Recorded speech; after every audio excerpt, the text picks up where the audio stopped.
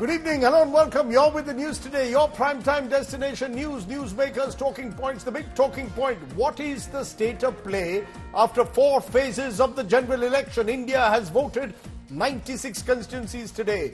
Does the BJP still remain in pole position as opinion pollsters had said at the start of the election? Is the opposition catching up or falling behind? Is this election turning as some are suggesting? We'll have all the country's top psephologists and political pollsters joining us tonight. But first, as always, it's time for the 9 headlines at 9. Voting for 96 seats across 10 states and union territories in phase 4 concludes. Voter turnout at around 62.9% so far. Andhra Pradesh votes for assembly seats amidst instances of violence being reported from Bengal, Andhra and Telangana. Jammu and Kashmir, Srinagar witnesses the highest voter turnout in last 2 decades. Overall voter turnout here stands at 36.7% until 5 p.m. It's the highest in the last 5 elections. A day before filing his nomination from Varanasi, Prime Minister Modi holds a 5-kilometer road show in Kashi. Tells India Today he will make 400 par a reality in an interview. Hyderabad BJP candidate Madhavi Lata under the scanner, booked after facing action for checking the identities of Muslim women voters while inside a polling station. JDS MLA HT Revanna gets bail in sexual assault case. His son Prajwal, who has 2 rape cases against him, continues to be on holiday in Germany. AAP MP Swati Maliwal allegedly assaulted by Chief Minister Kejriwal's PA. Police say no written complaint filed. Swati reportedly did visit the Civil Lines police station. No official word from the Aam Aadmi Party yet. Mumbai billboard collapses in Ghatkopar after a severe dust storm. 4 lives claimed so far. Maharashtra Chief Minister Shinde at the spot.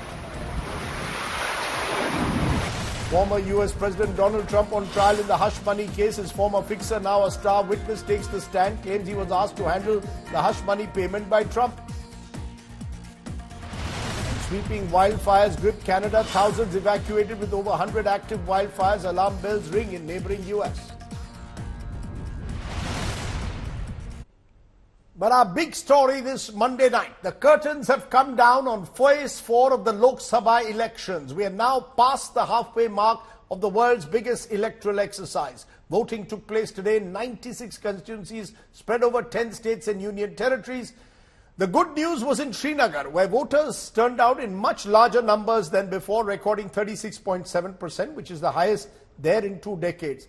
But the polling process was marred by violent incidents in Andhra Pradesh and Telangana in particular, where there were local level clashes. In Hyderabad too, there was controversy when BJP candidate there, Madhavi Lata, was booked after a video emerged online showing her asking burqa-clad women voters inside polling booths to reveal their faces for identity verification. A TDP Neta was seen slapping a voter in Bengal. There was a scuffle involving a YSRCP leader in Andhra as well. Bengal too saw poll violence after BJP's Dilip Ghosh's convoy was allegedly attacked, and there were reports of TMC agents entering polling booths and guiding voters there. Remember, this 4th phase is crucial also, among others, for Akhilesh Yadav, who's trying to win his family bastion of Kannauj from the BJP. So there was plenty of action today. It was a day of controversy. First, to tell you turnout. Lok Sabha polls, this is what the provisional figures, and remember these are provisional. 2014 was 65.8% for these very constituencies then. 2019 it went up to 67.2%. 2024 as of 8 p.m. 62.9%. But remember, if we go by what we've seen in the first few rounds, the polling percentage by the next few days goes up by 3 to 4%. So roughly polling percentage coming close to where it was in 2019. We'll of course have to wait for the final numbers. And remember, this is national. There are strong regional variations. Bengal had the highest voter turnout, for example, but we've had low voter turnouts in other parts of the country. Well, what does one say? All eyes now are on who wins the big election of 2024. after 4 rounds, what is the state of play? The question that we are going to raise, what is the state of play after 4 phases? Is the BJP still in pole position, as most analysts said at the start of this election? Is the opposition catching up, as some people believe, or is it falling behind? Is 272 the new target, or is the BJP's new target 400? These are some of the questions that we are going to be raising. Joining us now, Dr. Surjit Bhalla. He's just written a book, Citizen Raj, that looks very closely at election trends since 1952. I'm also joined by Pradeep Gupta, joins me in a moment here in the studio. The Axis My India champion pollster is with us in a moment. Also joining us is Yogendra Yadav, who, remember, has stuck his neck out and claimed that the NDA will not get the halfway majority also of 272. He is the outlier at the moment in India, claiming that the NDA is not even going to go to the halfway mark. So I'm going to come to each of you and ask you for where you believe the state of play lies after these 4 rounds. And Yogendra Yadav, I'll give you the first shot. Since you've said the most controversial statement on Twitter, you've claimed that the BJP will be less than 250 and the NDA less than 272. Is this wishful thinking by someone who's seen as a critic of the Modi government? What is the basis why you're saying that you believe that the BJP is falling behind? Rajdeep, let me begin by stating very clearly upfront that I am no longer a saphologist. I used to be one. Pichle janam mein, purv janam mein. I am a political worker. Political workers need not be liars. They can try and get, and I really try very hard to keep my hopes and my assessment separate. So what I'm offering is the assessment which I have made after traveling. I don't have any exit poll with me. It's a ground assessment based on the basis of travels, on the basis of listening, reading, speaking, finding out. That's all that it is. And what I have said is the following. When the elections began, I wrote that it is possible to bring BJP below 272, but I wasn't sure if that was actually going to happen because I didn't think opposition was doing what was needed to bring BJP below 272. When elections came closer, round 1 and round 2, and I started traveling, I saw something was changing on the ground. And then I started saying, maybe BJP is coming below 272. And after the 3rd round, and after my travel specifically, let me again put everything on the table. I've gone to Rajasthan, Punjab, Haryana, Uttar Pradesh, Bihar, Telangana, Karnataka, and Chhattisgarh. Other places based on what I've heard, what I've spoken to.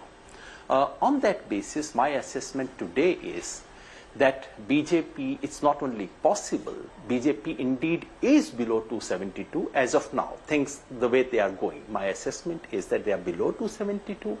And for the first time, it has appeared to me that NDA could be below 272. In what you've seen, the Twitter, the video that I've posted, that puts it 268. But Rajdeep, let me be quite straight about it. I don't have any such instrument with me on the basis of which I can say exactly 268 and not 278, not 288 or not 248. No, I don't have that. These are very broad estimate. And all what I'm saying means is that we can be more or less certain now that BJP is much below 272. And that it's an open question whether even NDA could form a majority. So broadly what I'm saying is the idea that BJP could up the seats from 2019, that can be completely ruled out. That is simply not true. Okay. BJP, to my mind, is unable to retain what it had in 2019. It's coming down. How much is it coming down? That's something open to debate. We can discuss it. I have one assessment. Others can have different assessment. I'll come to your specifics later in the show. But Surjit Bhalla, you had stuck your neck out soon after your book was released. You believed that the BJP would be more than 300 and the NDA more than 350. Are you still sticking to that after 4 rounds of the battle for 2024, Surjit? Yeah. Thank you, Rajdeep, for having me. Actually, you said Citizen Raj. That's my old book. This is the new book, How We My Vote. apologies. Yeah. And yes, I'm very much sticking to what the forecast is in How We Vote, which was done in somewhere around February. Quite honestly, I don't, if anybody were to read the book, and I suggest all of you do it, that I base it on economic performance primarily. And that's how people vote. Indeed, the last line of my book is the economy stupid? Which, as you know, comes from none other than Bill Clinton in his 1992 campaign. Mm-hmm. So looking around at the first four phases, obviously, like you and like all election junkies, I'm following it very closely. I haven't seen any sign to revise the forecast. Now, you're going to have seen a lot of signs to bring it down. I haven't seen any signs to bring it down at all. And that's why you have horse races, because people have different views on events, on forecasts. And we'll all have to wait and see until June 4th as to which one of us is more accurate. And I'm waiting to hear what Pradeep has to say. But basically, the economy, every sign of the economy, every data point that we received on the economy is reinforcing that it really is doing very well.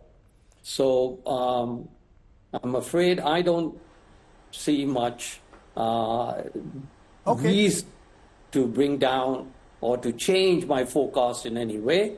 It remains 330 to 350 for the BJP on its own.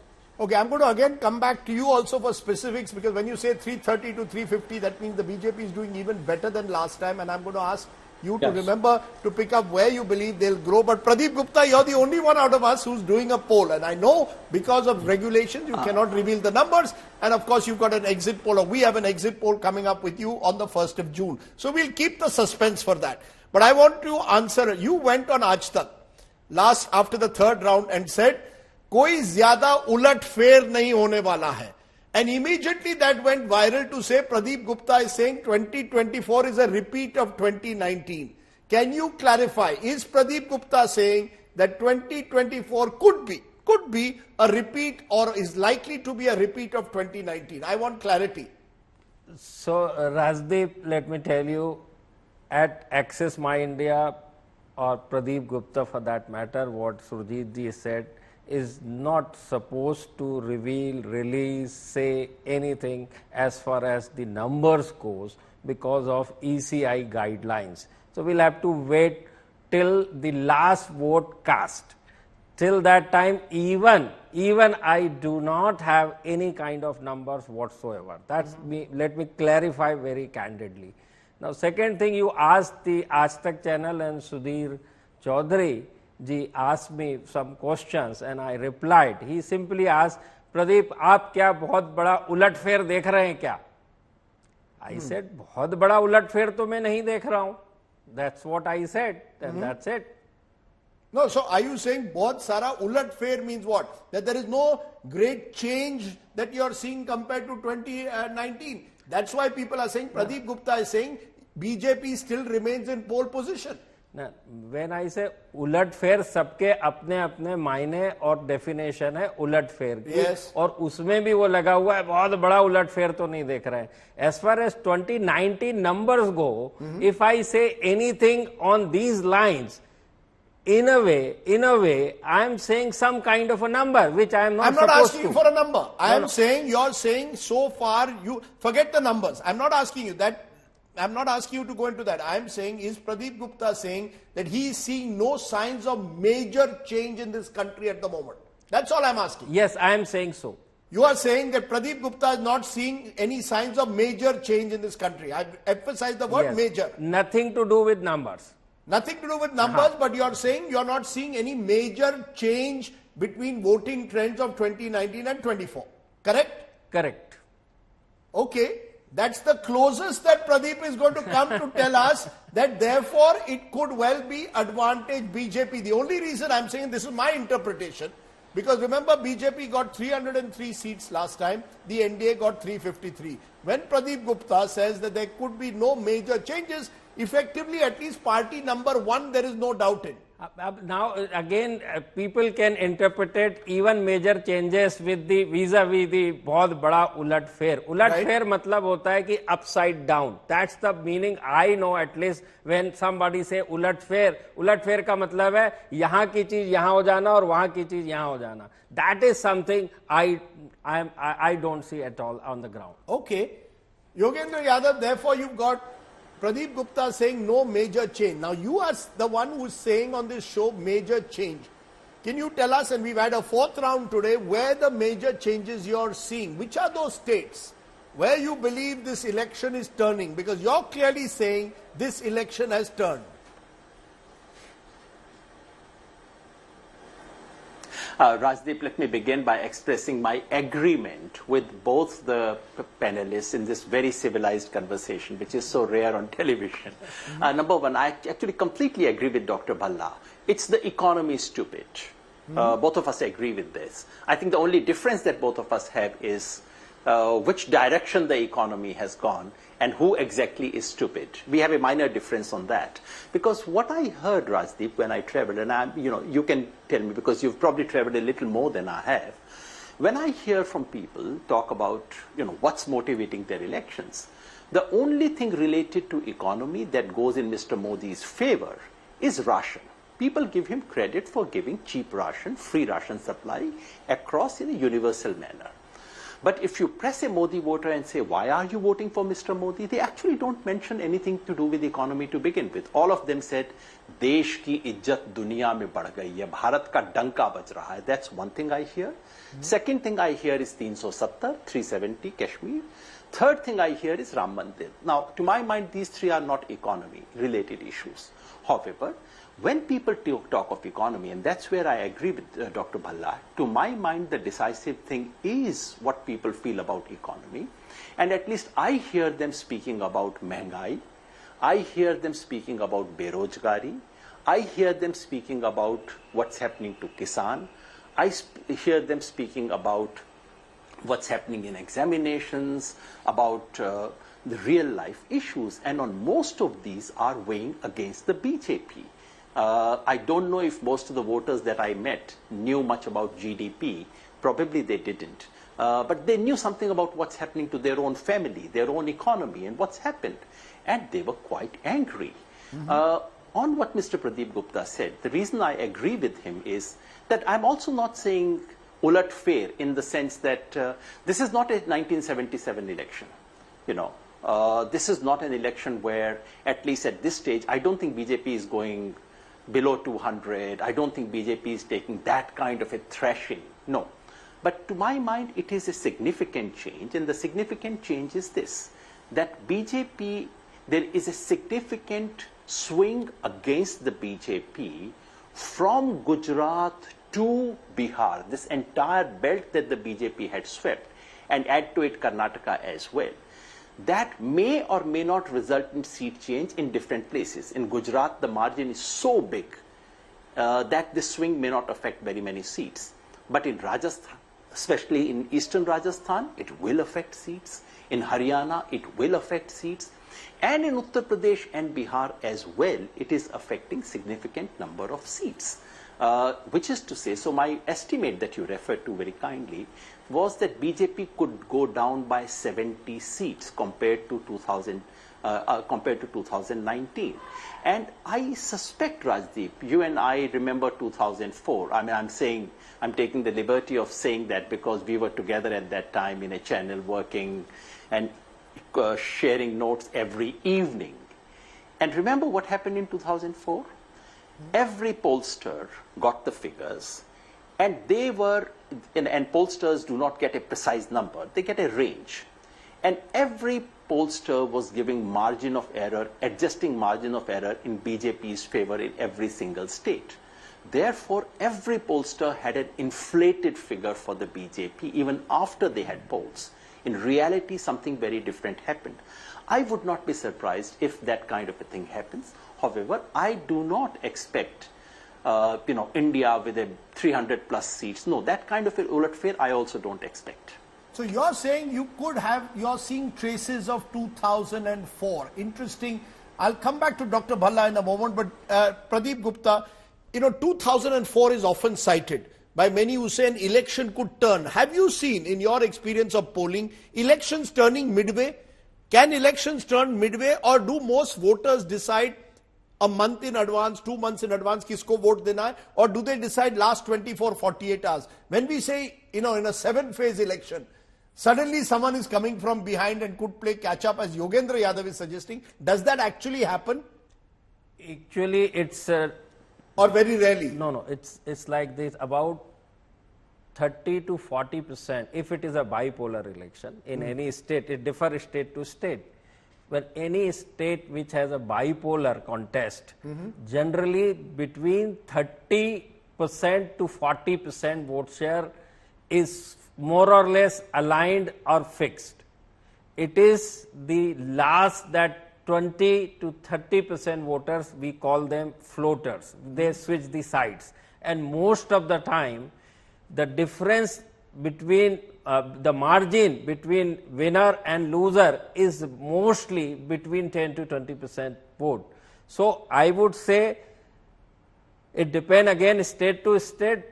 The floating voters is always there, which they make up their mind generally 1 month prior to the election start. The reason I'm asking you this is you're saying state by state. Now, one of the key differences between 2019 and 24 that many people are noticing on the ground, 2024, post Balakot, there was a sweep and it registered in votes also, north, west and central India. This time we are talking state by state. Maharashtra, state where you live and my home state.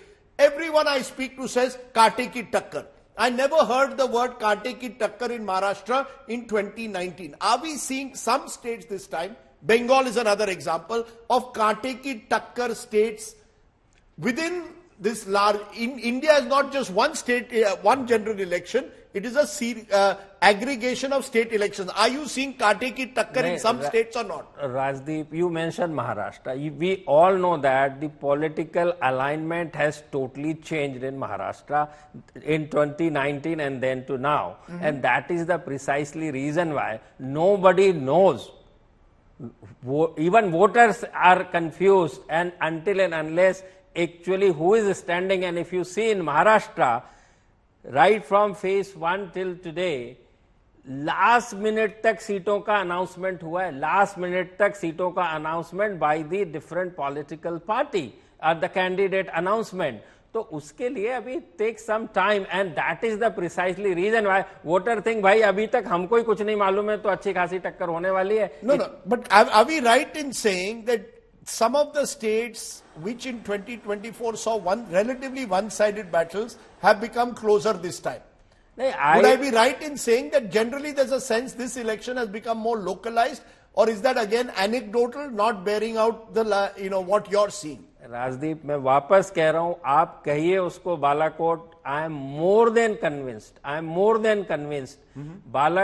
had there been no Balakot impact, even then BJP and NDA would have got definitely 330 plus seats instead of 352. So you're saying it only got 20-25 extra seats? It's all about performance and delivery, nothing else which matters on the ground, what Dr. Bhalla and our friend Yogenji is suggesting. But there is a big but over here.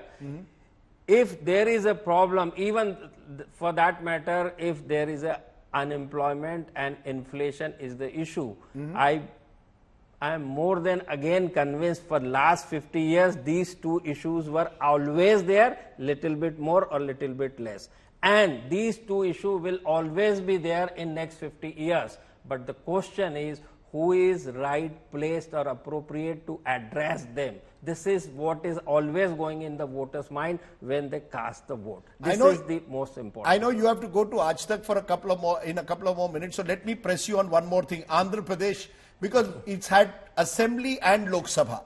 Everyone is looking at very keenly Andhra Pradesh. There was a lot of violence there. It shows how competitive the election has been.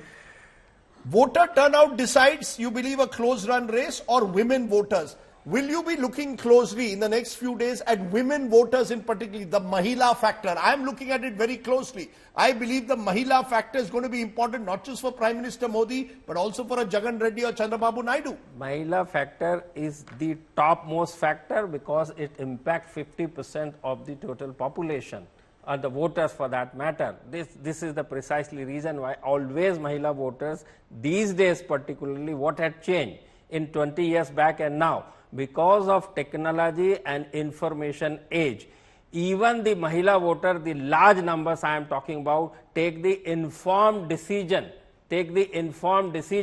and most of the time we are seeing in last 10 years, the female votes differently and the male vote differently. So Andhra Pradesh could be decided by the Mahila voter? Every state, I am saying, you're even saying every in Andhra state Pradesh, in India this time will be Mahila voter is the key. If there was one key factor that you would point out in 2024. I am telling you one more thing. You won't believe in this election itself. I can tell you one thing. I am not saying any number of seats. The woman voter in a particular community is voting totally different than the male voter.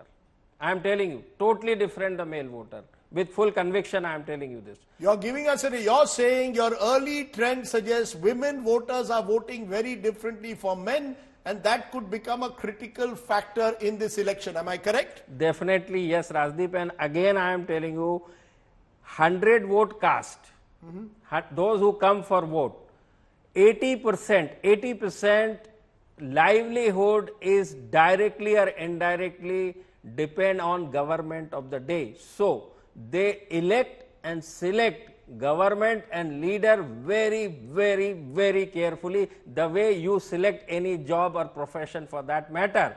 And because of this technology, people know if this is the road condition, whether good, bad or worse, who is responsible for this, whether the municipality, the state government or the central government, and they based on this performance, they take decision. It's all about delivery. Mr. All Modi, other issues are Mr. Modi emotional has had issues. very high voter, has had a better record among women than male voters. Are we seeing that getting repeated? Could that get repeated, Pradeep? Is the woman voter going to be the key in this election? It is very simple. Whoever takes care of me, I will go with them. Okay. So therefore, Yogendra Yadav, that from taking up from what Pradeep Gupta is saying, is effectively suggesting that when you say ration is an issue, many will say it's the woman who's the beneficiary of livelihood issues. Pradeep Gupta is coming as close, I would say, to admitting that that is Mr. Modi's trump card. Do you agree or not? Rajdeep, in fact, I had said that one of the things that's working for Mr. Modi is ration, delivery of ration, which people appreciate, for which they give him credit. I don't think most people, I don't think even 10% voters know that National Food Security Act was passed by UPA, that Congress was the party to have started it. No, people simply think Mr. Modi started it, they give him credit.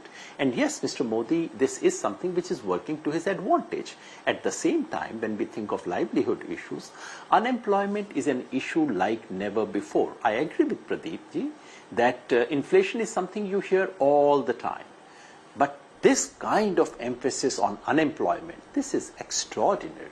The kind of unease and anger about it, there is a lot of unease on that. I would just add a couple of things, Rajdeep, to this. One is to say, to my mind, if what Mr. Pradeep Gupta said was not happening, then of course BJP would be nowhere. If we had a situation where Mr. Modi did not have these advantages, A, a certain degree of popularity, which he still enjoys, B, appreciation for ration, C, this broad image, which I find mythical, this image of having lifted countries' spirits, countries' reputation and so on. If these three things were not working in Mr. Modi's favor, this would be 1977. They would be wiped out. Of course, so these things are working, and that is why BJP is still clearly #1 party in terms of seats. So I do not see any party coming close to becoming #1 party. Of course, all these things are working. Right. However, the real question is, do we see a certain subtle change? And I invite your viewers to join it. I'm a political worker. Your viewer might think, okay, why should we believe him? He has his political views are known. He is against Mr. Modi. All this is true. So may I request your viewers to do just two simple things. Please go around and ask anyone you know whose judgment on politics you trust. Ask them what was the situation 15 days ago, 3 weeks ago, 1 month ago, and what's the situation today? Has BJP become stronger or weaker? That's the first question. Just ask stronger or weaker. Don't ask who is ahead. Number two, even more importantly, please step out. Meet ordinary people. You can do it as well as I can or Rajdeep Sardesai can. Please go out. Meet 10 ordinary people who may have voted BJP, 10 ordinary people who may have not voted BJP last time. But don't ask them only about who they are voting this time. Also ask them about when they voted last time. If you see that people who had not voted BJP last time are voting for BJP this time, then what Mr. Bhalla is saying is perfectly right. Dr. Bhalla must be right if you find that. If you find, as I did, that those who did not vote for BJP are standing where they were, and a small slice of those who voted for BJP is moving away from them, then you have to take what I'm saying somewhat more seriously. I'm going to press you a little bit more on that in a moment. But Dr. Bhalla, since you see you are relating the state of the economy to voter trends, now we are seeing, and I've seen this also traveling across the country. I'm just back from Bihar. Rozgar is a big issue. When I meet young people in Bihar, they said, sir, Rozgar, number one issue is Rozgar. Forget everything else. When I meet women, they spoke about ration. And I'm just wondering, Professor, that whether we could be seeing, at least among the young, among voters under the age of 25, 30, who last time voted euphorically for the government, a shift. Now, whether that is large enough, we are not sure. Remember, in a state like Bihar, the NDA had a winning margin of over 20% in many seats. So it has a huge buffer.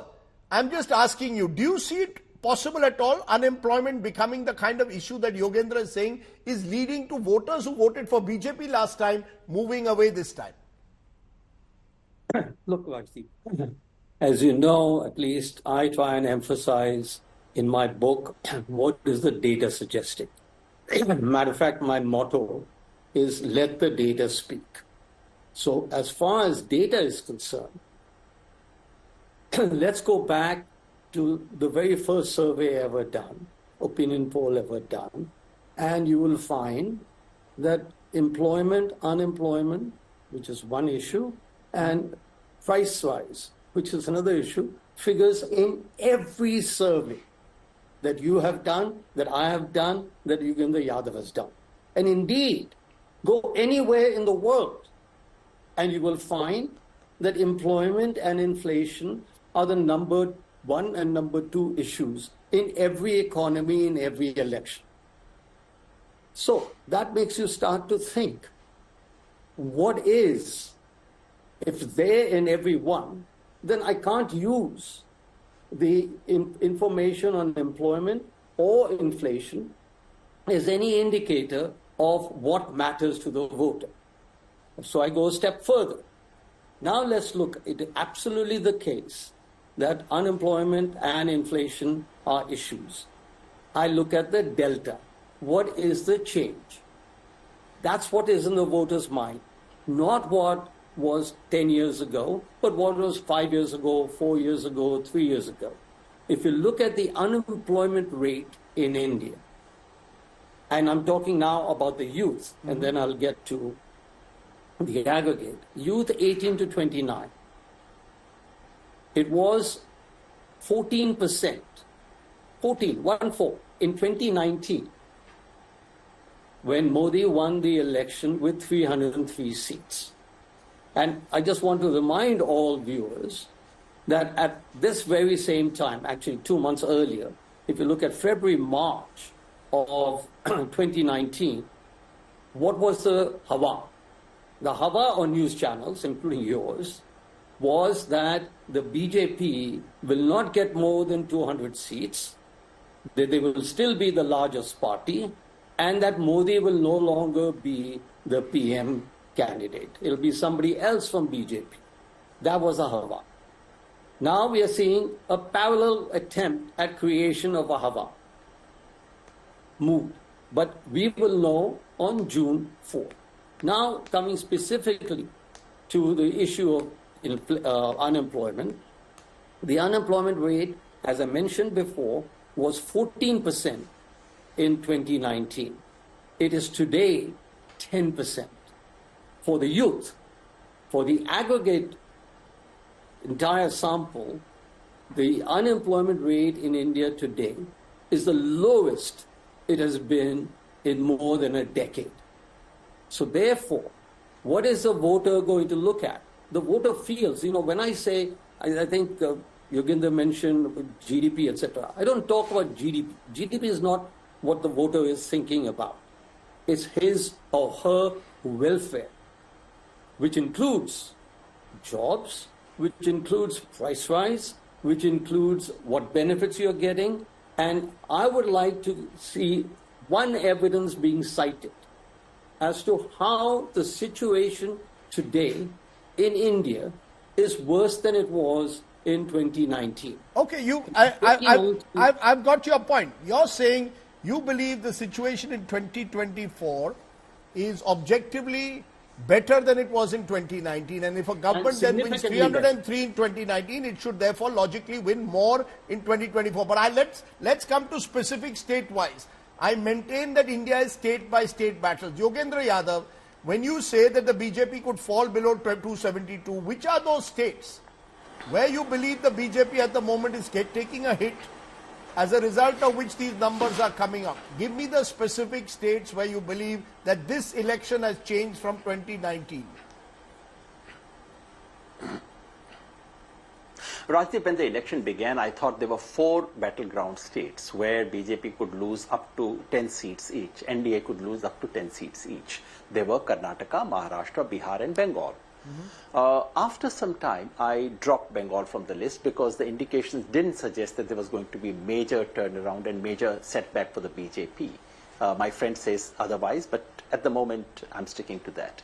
But I added 2 more states to that list, which is Rajasthan, Uttar Pradesh, and now I've added these 2 states.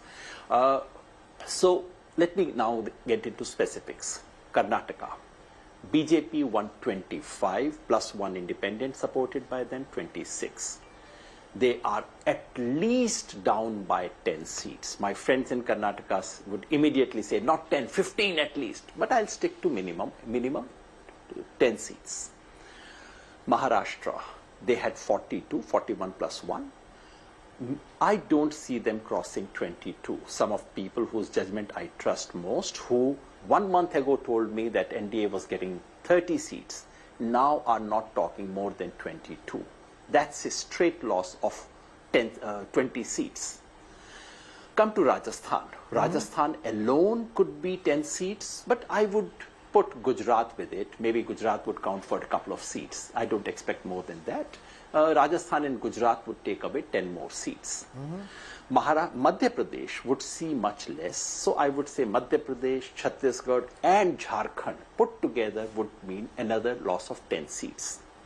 Come to North. Haryana, where my friends say BJP is losing 6 or 7 seats, but I'll be conservative. Haryana, Delhi, Punjab, Chandigarh, Uttar and Himachal Pradesh, put all of them together, 10 more seats gone there. UP and Bihar, 15 each. I can just give reasons for that. And now I feel Bengal alone, of course, would not account for loss of 10 seats. But if you put Bengal with Assam, with all the northeastern states and the remaining UTs, they would account for a loss of 10 seats as well. That adds up to 100. But BJP would also gain. BJP gains at least 10 seats, NDA gains at least 10 seats in Andhra Pradesh. It could be more. My judgment is not very good on this. My information on Andhra currently is fairly limited. No personal experience, but I would say immediate at least 10 seats to NDA, which is a gain. And in Tamil Nadu, Kerala, and Telangana, I would imagine BJP is picking at least 5 more seats put together. So that's a loss of gain of 15. So 100 minus 15 adds up to 85. That's broadly what I'm saying. BJP down by 65 or 70 seats and BJP's allies down by about 15 seats. Now, these are very, very broad figures to give a broad idea. I don't have an exit poll. I don't have that kind of a precision instruments Pradeep Gupta has, and very wisely he's not talking about those numbers. But because I don't have any exit poll, he's saying, if I may stop you, numbers. If I may stop you, and may I just say one more thing? Yeah, please go. May I say just one more thing, Rajdeep? Yes, just one more thing. Yes. To what Professor Bhalla said, I would not enter into a dispute with Professor Bhalla about employment figures. I think very good economists have done it, and to my mind, proven the case to be completely false. But let's forget that. May I invite Professor Bhalla for a simple experiment, Rajdeep, and it's here on your channel. Rajdeep, you pick up any 3 villages in this country, any 3 villages. Give the list of 3 villages to Dr. Bhalla, ordinary villages, pick it by lottery. Give those 3 villages to Dr. Bhalla and let him pick the one village he thinks is the best. Let 3 of us go there. Let us simply ask in the village, has employment situation improved? If the village says that it has improved, I would salute Professor Bhalla on your channel and I will come and offer an apology.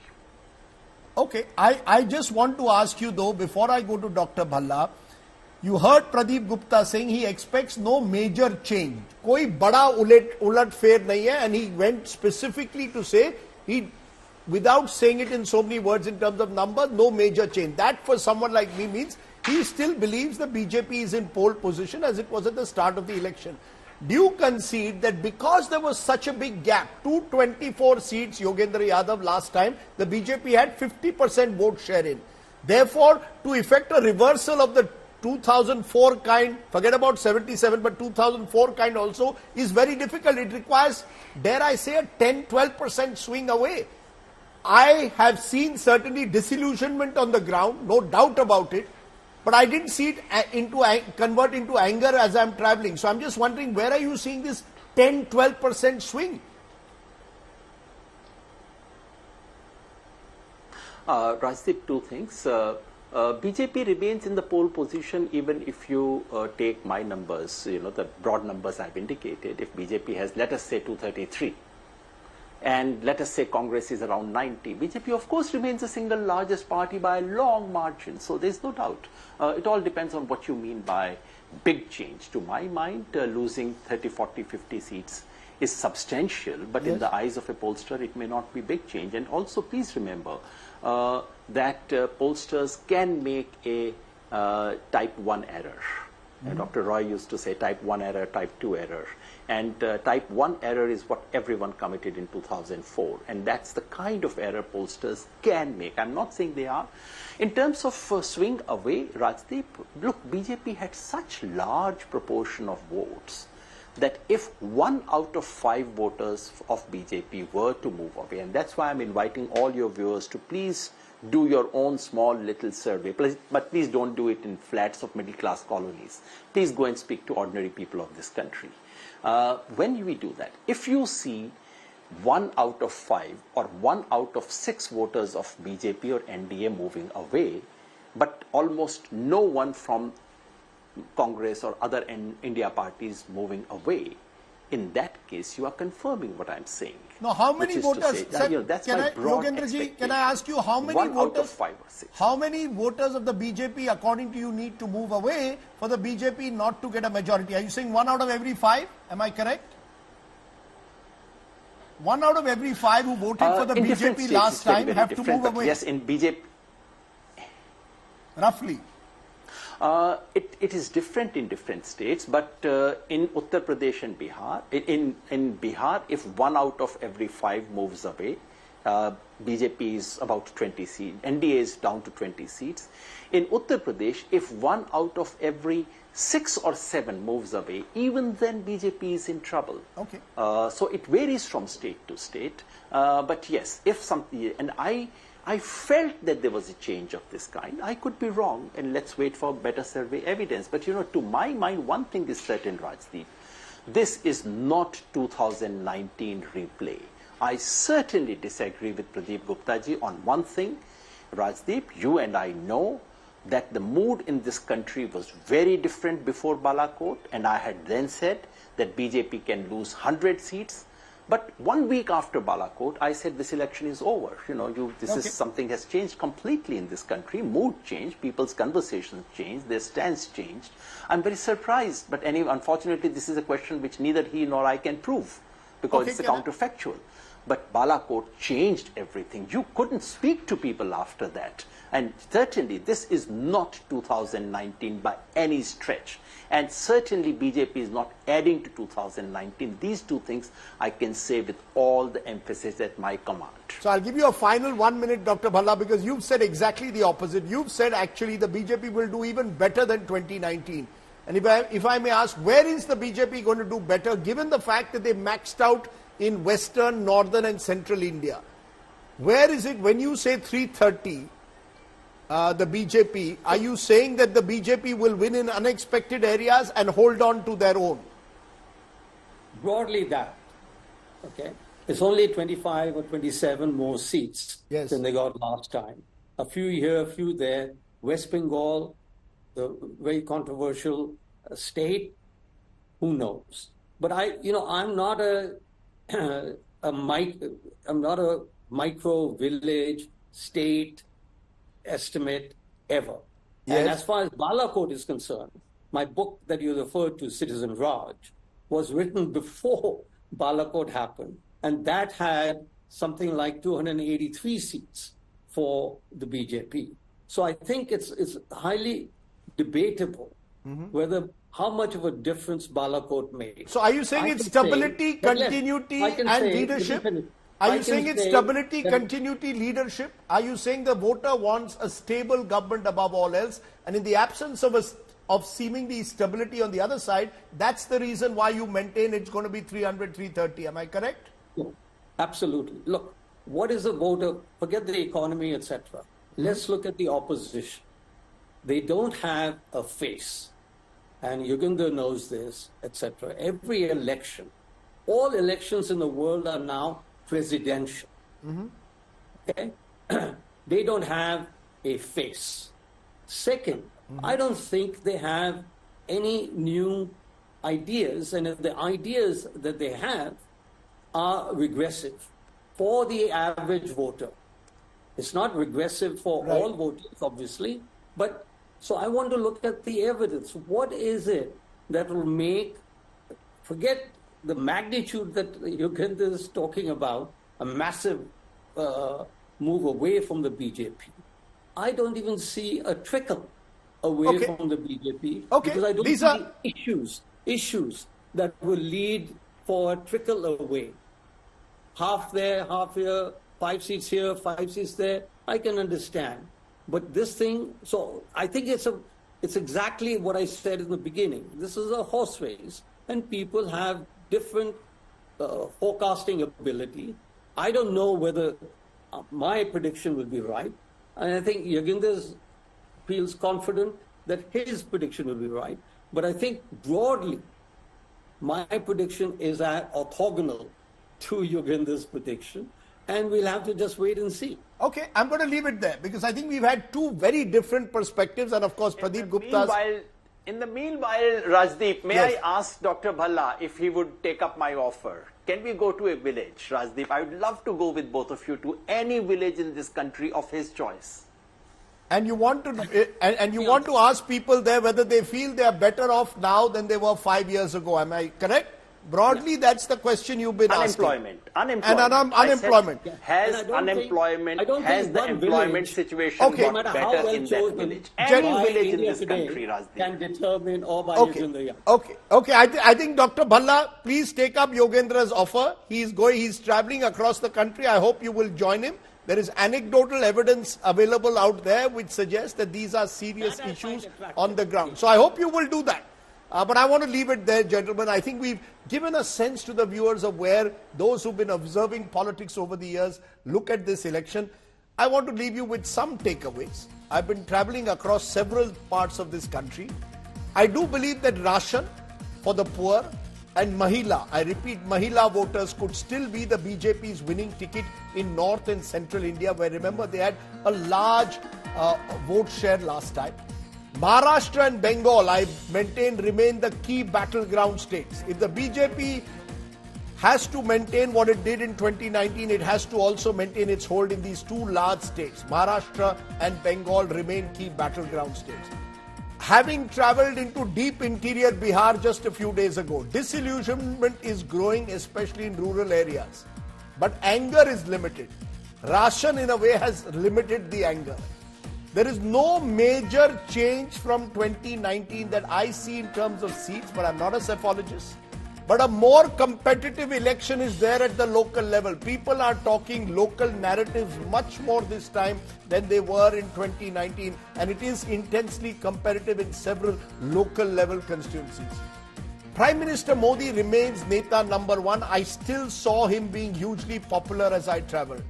The opposition in particular is seen as not effective yet. So a lot of people I met said, government has not fulfilled ABC, but were not able to see the opposition as a ready replacement. I won't go into numbers, but this is what I'm giving you as the big picture.